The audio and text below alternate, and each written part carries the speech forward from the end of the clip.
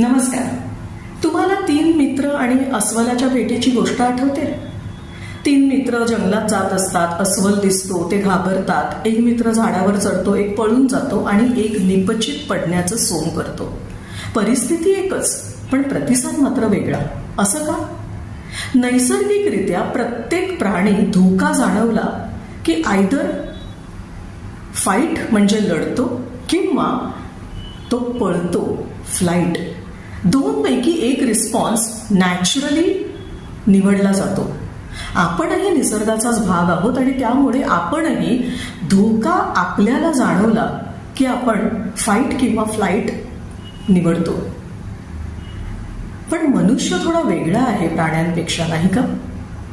माणसाचा मेंदू विकसित झाला आणि त्यामुळे त्याला विचार करण्याची प्रगल्भता आली आणि त्या प्रगल्भतेमुळे माणसाने आणखीन 2 रिस्पॉन्स म्हणजेच प्रतिसाद विकसित केले आणि ते म्हणजे फ्रीज म्हणजे निष्क्रिय होणं आणि फेस म्हणजे जसं आहे तसं मान्य करणं.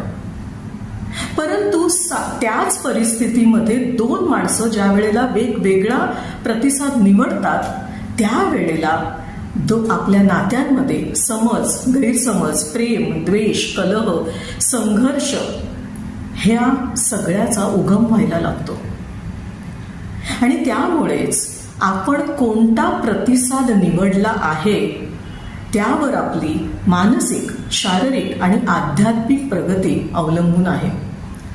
त्यामुळे थोडा विचार करा की कोणत्या प्रसंगात, कोणाबरोबर, कधी, कोणत्या वेळेला मी कोणता रिस्पॉन्स निवडत आहे, कोणता प्रतिसाद निवडत आहे. मी कधी फाईट, कधी फ्लाईट, कधी फ्रीज आणि कधी फेस हा रिस्पॉन्स चूज करत आहे. आणि जेव्हा तुम्हाला हे लक्षात येईल त्यावेळेला कळेल की मी काही प्रतिसाद ह्या नुसत्या निरीक्षणाने बदलू शकत आहे, मात्र काही बदलू शकत नाही आहे. आणि का बदलू शकत नाही आहे कळतंय पण वळत नाही, कारण त्याचं उत्तर हे अंतर्मनामध्ये म्हणजेच सबकॉन्शियस माइंडमध्ये आपण दाबून ठेवलं आहे, कुठेतरी खोलवर आहे. आणि ज्या वेळेला आपल्याला ही उत्तरं मिळायला लागतात त्यावेळेला आपण प्रतिसाद वेगळा निवडायला लागतो.